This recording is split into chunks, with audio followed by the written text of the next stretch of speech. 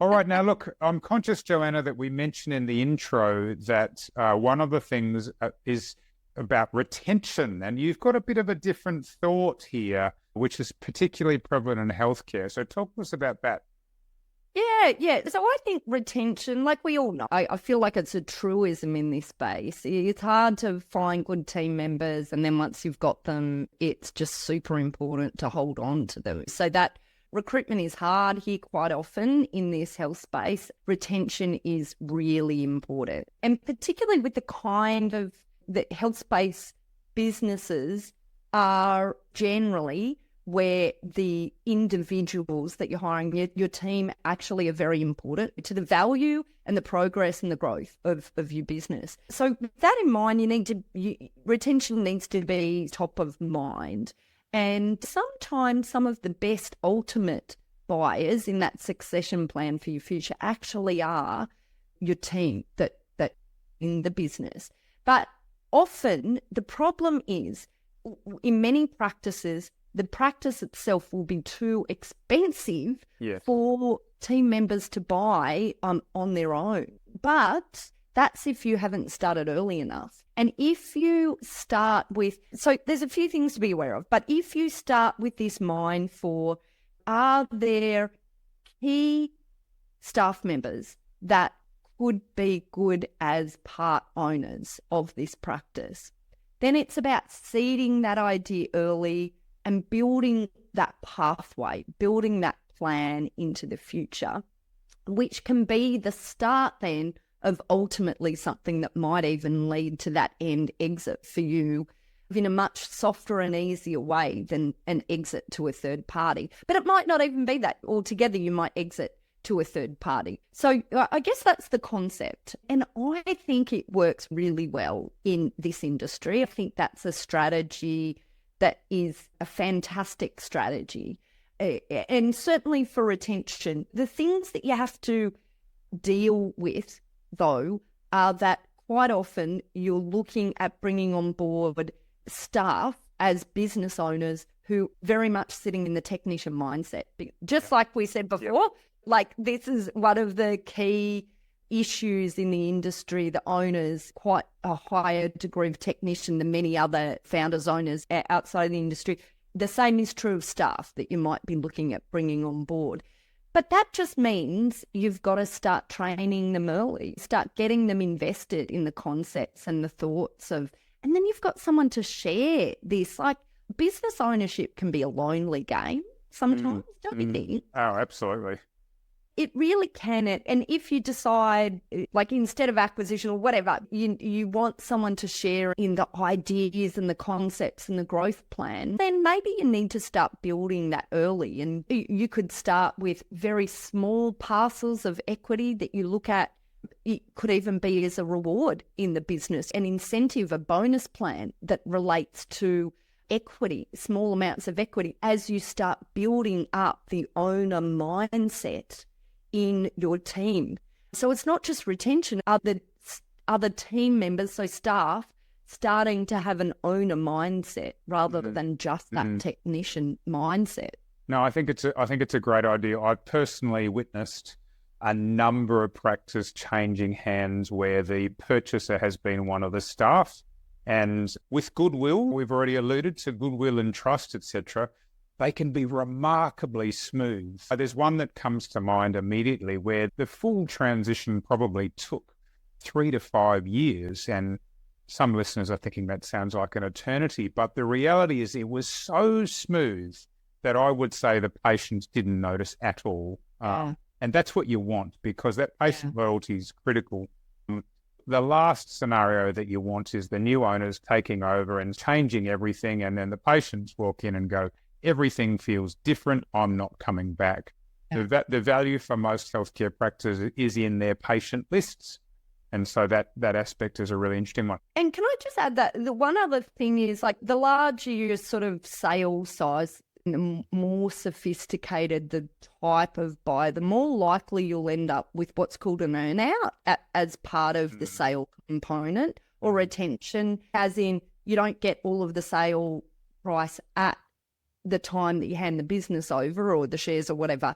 it is paid at some point in the future. A component of it is paid on some point in the future, generally on the basis of the revenue and the profit remaining in the practice. That can be very confronting for sellers because you've got this real at-risk component that you don't have a lot of control over quite often. Yeah, we have a mutual acquaintance, Joanna Jackson Malam, who's a former guest on this podcast, and perhaps a slightly cynical view, but this comment from Jackson has stuck with me, which is, he says, an earnout is designed by the buyer to absolutely minimize the level of payment to the seller. The conditions for the earnout can be very difficult to meet, and there's an argument that it's designed, oh, yes, Angus, you get another $1 million when the next, provided the conditions are met. Yeah. So maybe a cynical view, maybe a realistic one. But look, I don't, and look, I'm the world's eternal optimist, but I act for lots of buyers, so I understand the mindset of earnouts. It's generally speaking, it's not to try and minimize acquisition price. It is, however, to protect the risk that they're not getting the value that they expected they'd extract from the business. Yeah. But the real problem is, as a seller, do I want to be exposed to the way the buyer's running the business in relation to whether or not? And the thing is, when you're selling to staff, maybe your sale price might be a bit lower than some of these options, but boy, maybe it's a bit safer. So just tell me, as we start to wrap this up, the price selling to staff, I think there's some potential for a bit of, I don't know, awkwardness or whatever the case may be there. I dare say from personal experience that sometimes the staff, you've already alluded to the fact that they are not business people, generally speaking. I saw something recently from the Physiotherapy Association that said that it was some ridiculous figure. 75% of staff in the physios think they're underpaid, and that there was a huge chunk of them that had no idea what the actual business costs were. They're like, oh, for every $100 that you receive, you pay me 40. I guess you're just banking the other 60. Hello, no, that's not how it works in business. I just wonder, what's been your experience to try to smooth that? Let's talk about price and be aware this is how the business works. Yeah. So I think the first thing is it's about education, because the staff members don't even understand, how does it work? How does it work buying a business? How is a business valued? They're not going to even know that, right? How is the practice valued? So I think the very first thing is a bit of that education piece, and also using someone to value the business that is a specialist in that industry valuation. I think that's really important. Like, just make sure you've got someone who understands what businesses are selling for, what that true reality is, reflect on your business, come up with a valuation of what that is, and then it's objective. It's a third party that's coming up with this value. And don't be backwards in talking about money, just be upfront. It's just part of the transaction. Objectivity, that's where it's really important to have that objectivity from someone who's a specialist at understanding the value in that industry. So I think that's the first thing, but then also you need to carefully build the mechanics of what this will look for the future. So if you're dealing with a significant amount of the equity and you're retaining some, you need to make sure you've got the mechanisms for selling out the rest, because you don't want to be stuck in there holding a minority interest with no one to buy it into the future. So you need to get clear about what this strategy is in comparison to your long-term strategy of exit, if it's only a component of that. And if you're going to be in holding the business together for a particular period of time, treat it that way. Get a shareholders agreement, make sure you're clear about decision-making and all of those sorts of things so it doesn't trigger argument. So approach it sensibly and professionally. And the one other thing is, if you're dealing with a smaller component of equity, because it's part of a long-term strategy building, then absolutely make sure you've got the right to force a sale of shares into the future, or get the shares back if the staff member leaves or whatever, because that's critical. You can't leave yourself exposed for someone holding a minority, a small interest. You also can't leave yourself exposed if you're holding a small amount of interest. So there's a number of things that you absolutely have to get right, because I've seen people use these strategies before, but just not even think about, oh, what if it goes a little bit pear-shaped in the future? You're not going to find a buyer for 80% of the business or 90% of the business. Yeah. Yes. So you have to be able to do a clean sale. These are the things you have to set up. It's not emotional. It's just the checklist of things that you need to go through, looking at it very objectively and unemotionally. Yeah. I've personally been through 4 shareholder agreements, and I say this with the greatest of respect. The job of lawyers, among other things, is to ask all of the what-if questions. What if this happens? What if that happens? What if that happens? And as you're going through that, you're thinking like, shoot me now, really?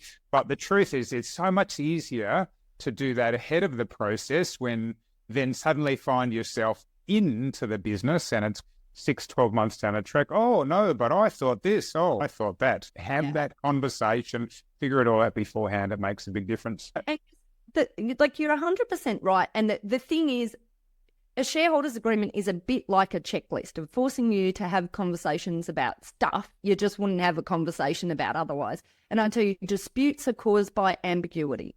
If you deal with it, you both have discussed it, it's highly likely to never cause a dispute, because disputes are caused when there's just 2 different viewpoints on what you thought you'd be agreeing or would happen together. Yeah, absolutely. I guess I'd just say from personal experience, this is not a space to cheap out in. Get yourself a good lawyer, go into it with full communication and optimism, but get that shareholder agreement in that instance. That makes a huge difference. Joanna, unfortunately, we've run out of time and we're just scratching the surface, but we have covered a lot. If people want to get in touch with you or learn more, what should they do? Yeah, head over to aspectlegal.com.au. We've got a podcast there, as you very kindly pointed to, Angus, the Deal Room podcast, if you're interested in acquisitions or exits in the future. Also, I've got the book, Buy, Grow, Exit, How to Use Business as a Wealth Creation Vehicle. And on the website, you can find out how. In fact, do you know what? We'll give you a discount code. Any of you listeners want to go and get themselves a copy, check out Angus's show notes for a discount there. Absolutely. The truth is, I've read the book myself. It's a great book. It's one of those things you may not be in the middle of an acquisition or a sale now, but this is good information to be filing away, because at some point in the future you will be. All right. Thanks so much for your time, Joanna. I really appreciate it. Thank you. All right, everyone. We've covered a lot on that show, haven't we? And as I like to say every day, knowledge is not power. It's applied knowledge that's power, which begs the question, what is the one thing you can do now as a result of what you heard today? Make sure you go and do that before you go on to the next thing. Finally, if you got some value from the show today, we'd really appreciate if you'd head to where you heard this show, leave us a lovely review to give us the encouragement to bring you more great content every week on Practice Growth HQ.